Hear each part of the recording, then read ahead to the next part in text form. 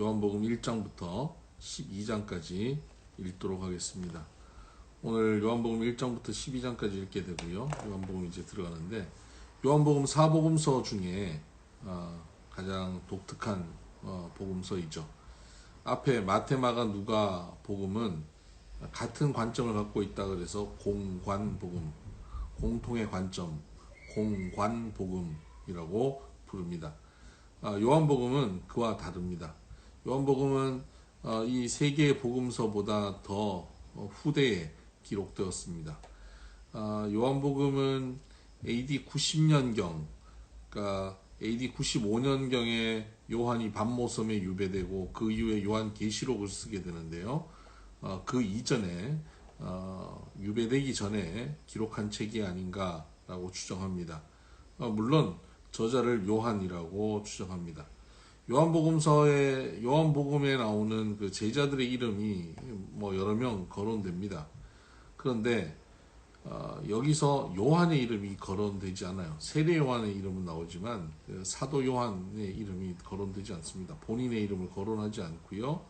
뭐라고 언급하고 있냐면 예수님께서 사랑하신 그 제자, 이렇게 언급하고 있습니다. 본인을 예수님께 특별히 사랑받은 제자, 자존감, 갑이죠. 예, 그렇습니다. 이 요한복음을 기록한 목적이 있습니다. 요한복음 20장 한번 보실까요? 요한복음 20장을 보면 요한복음을 기록한 목적에 대해서 아주 명확하게 설명하고 있습니다. 20장 31절입니다. 오직 이것을 기록함은, 요한복음을 기록함은 너희로 예수께서 하나님의 아들 그리스도이심을 믿게 하려 함이요 또 너희로 믿고 그 이름을 힘입어 생명을 얻게 하려 함이니라. 이것을 기록한, 요한복음 기록한 이유는 예수님이 하나님의 아들 그리스도이심을 믿게 하고 믿어서 생명 얻게 하는 것, 이것이 목적이라는 것이죠. 그렇다면 그 당시에 예수님을 그리스도로 믿지 않는 사람들이 있었다는 것 아니겠습니까? 지금 이 초대교회가 이제 성장해가는 과정 속에서 박해도 한번 받고 나서 지금 헬라 문화권에 복음이 많이 전해졌습니다. 그때 두 가지의 문제가 생깁니다. 율법주의자들의 관점에서, 유대인들이죠. 유대인들의 관점에서 기독교 복음, 예수 그리스도를 믿는 사람들은 자기들이 그동안 따랐던 그 토라, 구약의 전통과는 단절된 전혀 다른 종교, 여호와 신앙과는 전혀 상관없는 다른 신앙이라고 주장하는 것입니다.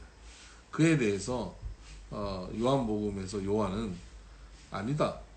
바로 예수 그리스도께서 너희가 믿었던 바로 여호와 하나님, 하나님의 아들, 너희가 기다렸던 바로 그 메시아 그리스도시다라고 강조하는 것이고요. 또 하나는 그 당시에 또 다른 문제점은 영지주의자입니다.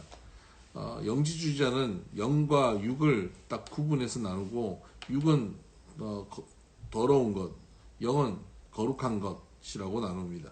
그래서 예수 그리스도를 믿어도 예수 그리스도는 영으로 오신 분이지 육으로 오신 분은 아니라고 생각하고 있습니다. 그래서 영이신 예수님을 믿는 거예요. 그런 그들에게 예수 그리스도, 이 땅에 오신 예수 그리스도가 하나님의 아들이시다라는 것을 믿게 하려고 바른 신앙을 전해주기 위해서 요한복음을 기록하고 있습니다. 그래서 요한복음은 다른 복음서에는 서서히 예수님의 그 정체성이 스토리가 진행되어 가면서 밝혀집니다. 그런데 요한복음은 그렇지 않아요. 처음부터 예수님의 정체성에 대해서 밝혀놓고 시작합니다. 그러니까 점점 찾아가서 이거였구나 라고 찾아가는 걸 귀납법이라고 하죠. 근데 그것과 반대로 먼저 서두에 정의를 내려놓고 시작하는 걸 연역법이라고 합니다. 요한복음 바로 예수 그리스도의 정체성에 대해서 연역적으로 설명하고 있죠. 왜냐하면 예수님의 정체성을 헷갈려하는 율법주의자나 영지주의자들을 향해서 분명한 예수님의 정체성을 밝혀주기를 원했으니까요. 그래서 요한복음 1장 1절에 태초에 말씀이 계시니라. 이 말씀이 하나님과 함께 계셨으니 이 말씀은 곧 하나님이시라 라고 예수님에 대한 정체성을 밝히고 있습니다. 요한복음에는 예수님은 자기 자신에 대한 정체성을 밝히는 말씀도 여러 차례 합니다. 7번 정도 하시는데요. 이걸 요한복음의 굉장히 중요한 특징으로 삼죠.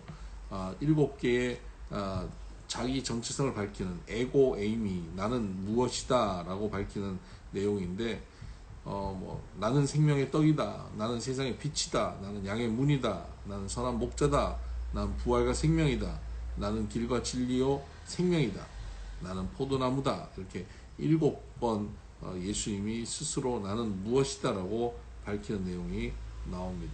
그리고 공간복음에 나오지 않는 내용들이 여기 나오는 내용들이 있습니다. 가나의 혼인잔치라든가 니고데모와의 대화, 수가성 여인, 나사로 살린 일 등등 요한복음에 나오지 않는 공간복음에 나오지 않는 요한복음에만 독특히 나오는 내용들이 있습니다. 세족식 같은 것도 그렇고요.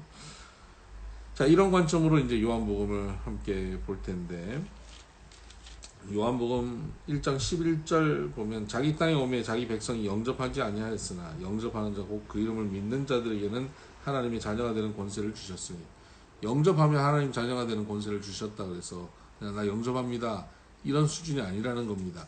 11절에 보면 자기 땅에 오매 자기 백성이 영접하지 않았다. 즉 자기 땅 자기 백성이 오셨는데 영접하지 않았다. 그렇다면 영접은 어떻게 하는 겁니까? 주인으로 영접하는 거예요. 왕으로 영접하는 것입니다. 그냥 손님으로 내 삶에 초청해 드리는 것이 아니, 주일날만 만나는 분으로 초청해 드리는 게 아니, 죽을 때 천국 가는데 도움을 줄 분으로 초청하는 게 아니에요. 내 삶의 모든 영역, 자기 땅 가운데 오셨어요. 예수님이 내 삶의 주인이에요. 내 모든 것의 주인입니다. 시간과 물질과 내 꿈과 내 감정과 내 자존심의 주인이고 내 삶의 주인이에요.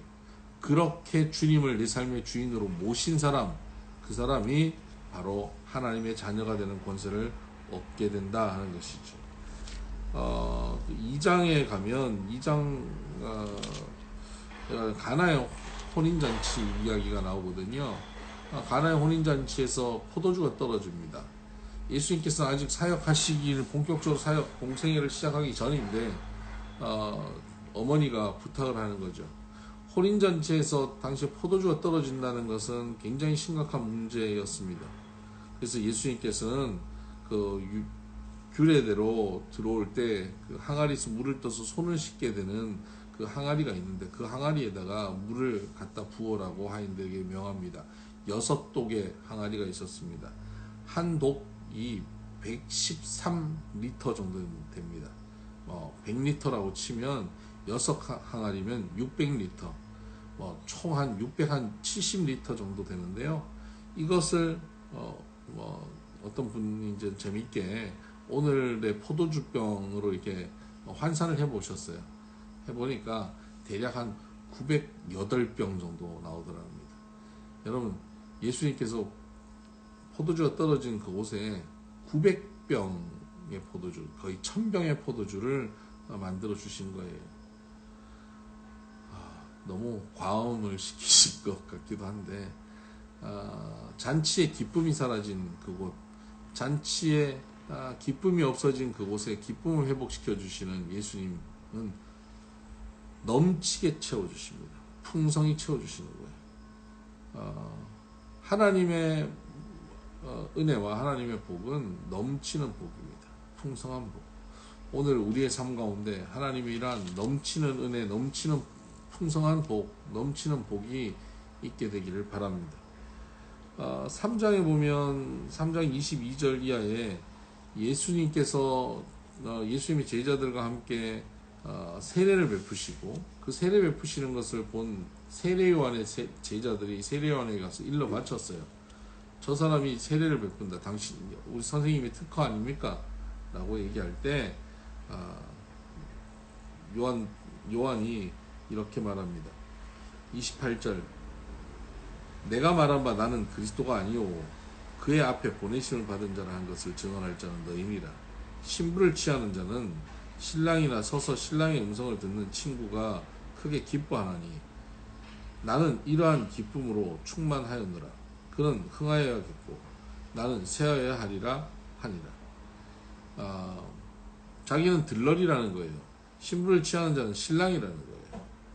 그 서서 신랑의 음성을 듣는 친구, 들러리는 크게 기뻐하는 겁니다. 들러리의 기쁨으로 나는 충만하다. 그는 흥해야 되고 나는 쇠해야 된다. 예수 그리스도를 높이고 그분의 사역에 함께 참여하는 것으로 충분하다. 온전히 예수 그리스도가 그의 삶에 주인되어 있는 것이죠. 이것이 바로 구원받은 백성의 특징입니다. 오늘 우리는 예수 그리스도를 통해서 내가 흥하려 하고 있지 않습니까? 하나님의 능력을 이용해서 내가 흥하려 하지 않습니까? 나는 쇠하고 그리스도가 흥하는 그런 삶이 되기를 바랍니다. 오늘 교회가 세상에 지탄을 받고 있습니다. 예수 그리스도를 통해서 우리가 흥하려 하는 삶을 우리가 늘 살아왔기 때문에 지금 현재 벌어지고 있는 일이 사실 여부를 떠나서 말입니다. 여론이 너무 일방적이다, 그런 느낌이 강합니다. 그럼에도 불구하고 말이에요. 국민들이 그런 일방적인 여론에, 우리 국민들이 바보는 아닙니다. 그런 일방적인 여론에 동의하고 있습니다. 왜요?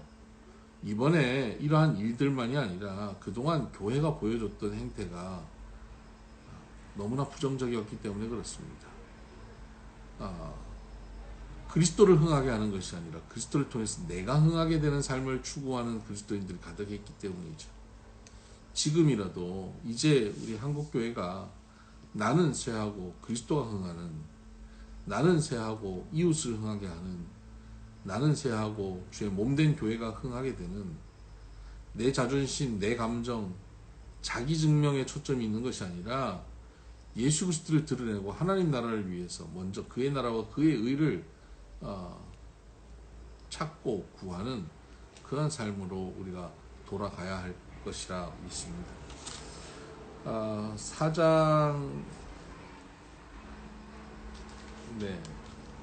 4장에 보면 수가성의 여인이 나옵니다. 예수님께서는 이 수가성의 여인을 만나시고 그의 감추고자 하는 부분을 들춰내십니다. 그렇게 하면서 그를 만나 주십니다. 예수님과의 온전한 만남을 이루기 위해서는 우리가 우리의 내면에 감추고 있는 우리의 연약함, 우리의 죄악됨, 이것들이 들춰지게 됩니다. 저는 이걸 우물청소라고 주로 많이 얘기했죠. 우물을 휘저어서 그 밑에 있는 부유물들이 떠올라 보면 그걸 청소해야 된다고. 네, 그거 마주하기 좋아하는 사람은 없습니다. 우리 내면에 있는 트라우마, 상처, 우리 있는 문제점 마주하는 것 좋아하는 사람 없습니다. 그런데 예수님은 우리가 예수님과 만날 때에 그걸 마주하기를 원합니다. 여러 가지 문제들을 통해서 우리 안에 있는 추함이 드러나게 되는 것이죠. 내 안에 여러 가지 사건들, 고난들, 문제들, 나를 힘들게 하는 사람들은 바로 내 안에 있는 문제를 드러나게 하는 막대기와 같습니다. 그것이 드러나서 그것이 치유되고 청소되어질 때 우리가 온전히 예수님을 만나게 되는 것이죠. 그래서 지금 청소 가운데 있는 경우들이 있습니다. 기쁘게 여기고 나 자신을 돌아보고 여기서 내 억울함을 찾는 것이 아니라 나의 연약함을 찾아서 예수님 앞에 고백하고 예수님께 긍휼을 구할 수 있는 그런 삶이 되기를 바랍니다. 근데 6장을 가보면요, 오병이어 사건이 나옵니다. 사복음서에 모두 나오는 사건 중에 하나죠. 오병이어. 그만큼 중요한 사건입니다. 이 불쌍한 백성들을 먹이십니다. 그리고 먹이셨더니 이들이 예수님을 왕으로 삼으려고 해요. 예수님이 그들을 피해서 건너편으로 가셨습니다. 그들이 다 달려 나왔습니다. 그런 그들에게 예수님은 나는 생명의 떡이라고 말씀하시면서 굉장히 어려운 말씀을 하십니다. 내 살은 참된 양식이고 내 피는 참된 음료다. 내 살을 먹고 내 피를 마시는 자는 내 안에 거하고 나도 그 안에 거하나니.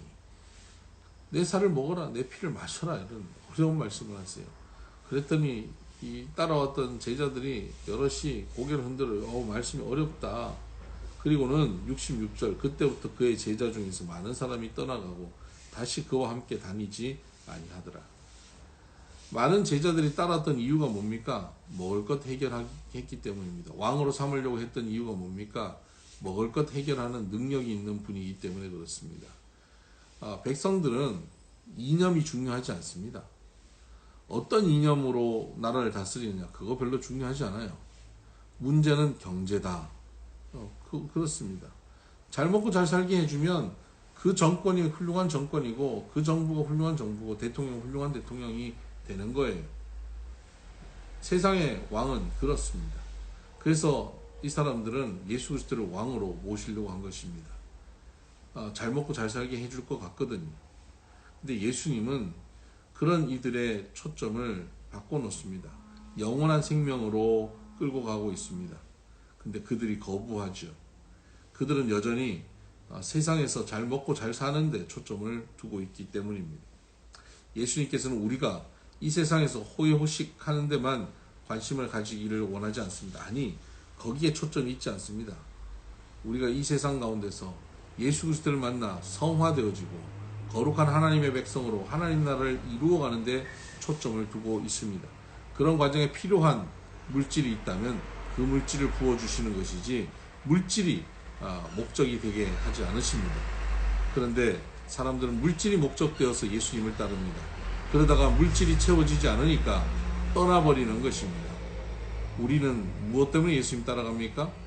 지난주에 금도끼, 새도끼, 바로 물질을, 문제 해결을 해주는 하나님을 따라가는 것이 아니라 나를 사랑하시고 나를 창조하시고 죽기까지 나를 섬겨주신 예수 그리스도의 감사함으로 그분과 동행하는 삶이 되기를 바랍니다. 9장을 가보십시다.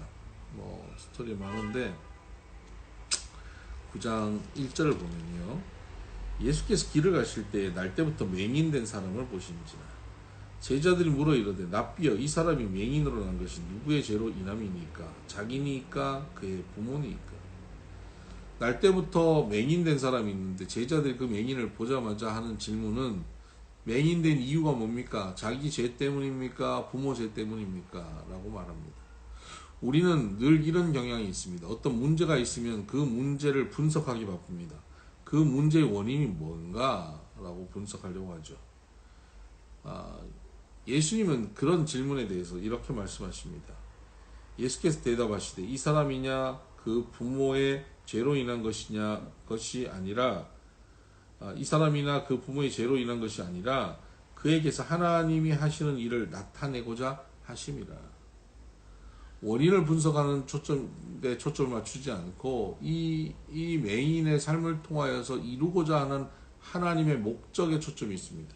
하나님의 하시는 일을 나타내고자, 하나님의 영광을 드러내고자 하는 것입니다.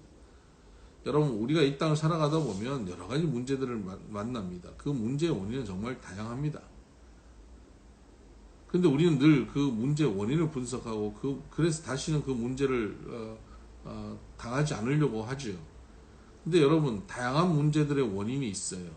근데 원인에 초점을 맞추다 보면, 원인을 찾고 가다 보면 불평과 원망을 하게 되어 있습니다. 원인에 초점을 맞추기보다 우리가 어디에 초점을 맞춰야 되냐면, 의식적으로 어떤 일이든 벌어지고 오면 이 일을 통해서 이루실 하나님의 역사, 하나님의 뜻을 발견해야 되는 겁니다. 지금 코로나19가 다시 확산되었어요. 원인에 초점을 맞춰야 되겠죠. 그래야 해결할 수 있을 테니까요.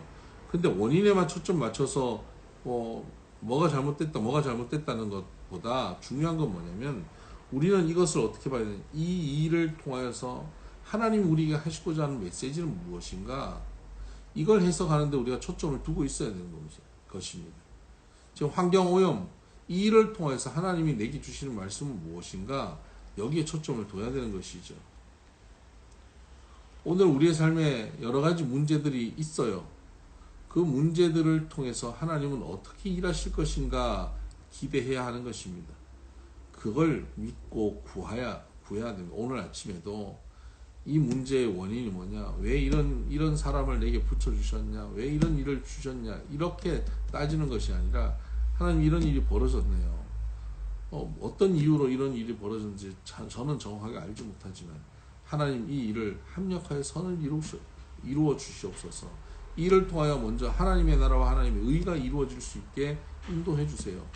어떤 문제든 그 문제의 방향을, 그 문제를 향해서 이루실 하나님의 뜻을 기대하며 걸어갈 수 있는 저 여러분 되기를 바랍니다. 오늘도 주와 함께 동행하는 하루 되십시다. 샬롬 축복합니다.